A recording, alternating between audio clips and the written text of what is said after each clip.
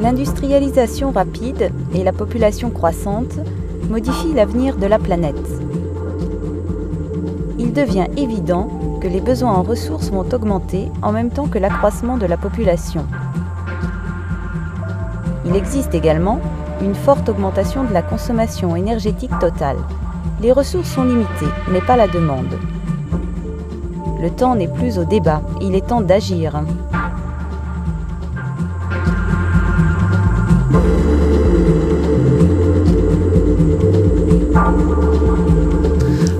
Well, the EU is facing enormous challenges with regard to the energy supply and consumption.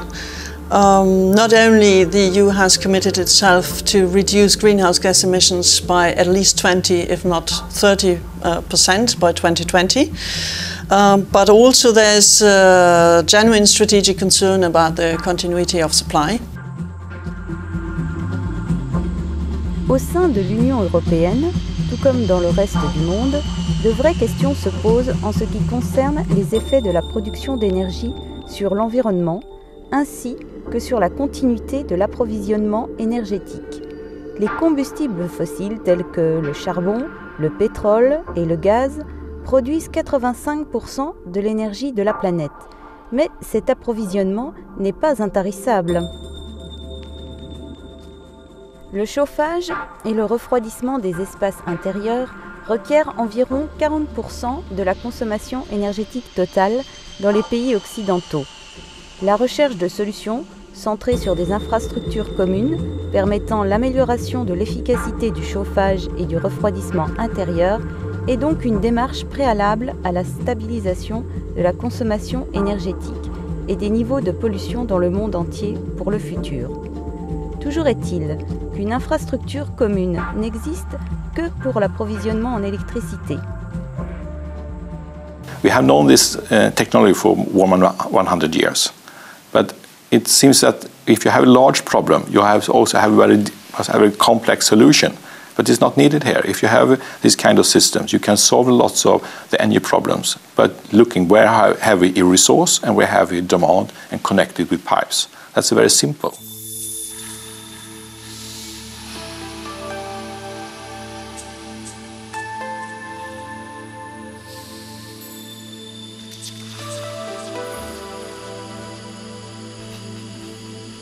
Both in a very short run, but also in a longer run, the district energy system is superior to other energy supply systems. L'intérêt de ce système tient dans sa faculté à pouvoir utiliser plusieurs sources d'énergie primaire et à rendre l'énergie renouvelable plus efficace grâce à des économies à plus grande échelle. It's our experience that the most efficient way to use biomass is to use it in large scale. It's much more cheap to use wood chips, wood pellets, also solar collectors and geothermal energy if we can do it in large scale compared with individual solutions.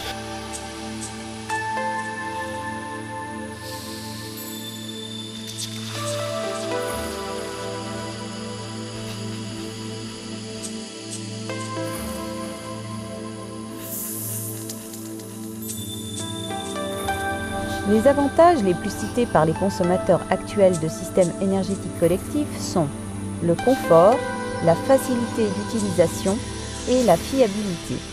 La plupart d'entre eux fonctionnent à un niveau de fiabilité de 4, 9, ce qui signifie que le service est disponible 99,99% du temps. En effet, la fiabilité opérationnelle est la caractéristique principale des systèmes énergétiques collectifs. Well, in Europe, 3/4 of the population live in cities, and almost 70% of all energy demands occur in cities. And this density offers certainly great opportunities.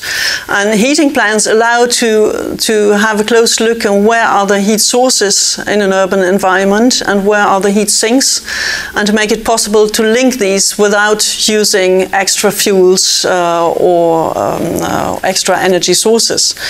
And if if the EU speaks about the third industrial revolution when referring to its energy targets, that revolution requires a system change that can only be driven by systematic planning.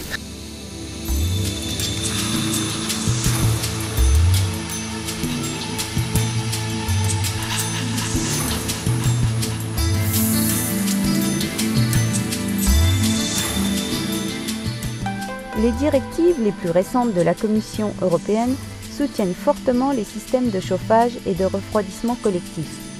Ils sont recommandés en tant que système énergétique efficace et progressif, surtout en ce qui concerne l'aménagement du territoire. Aujourd'hui, ce n'est pas une législation, seulement une recommandation, mais c'est une étape de plus dans la bonne direction.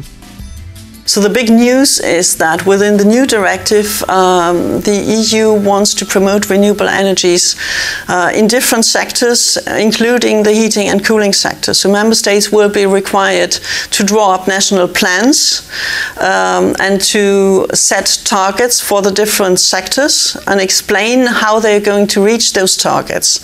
And this includes outlining, first of all, give consideration to the need of establishing new district heating networks and or expanding existing district heating and cooling networks and or refurbishing existing district heating and cooling networks.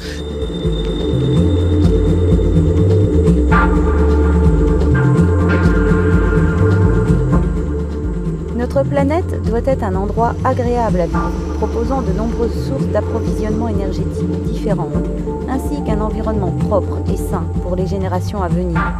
Ce système est efficace et rentable pour les collectivités locales. C'est également un choix raisonné pour l'environnement.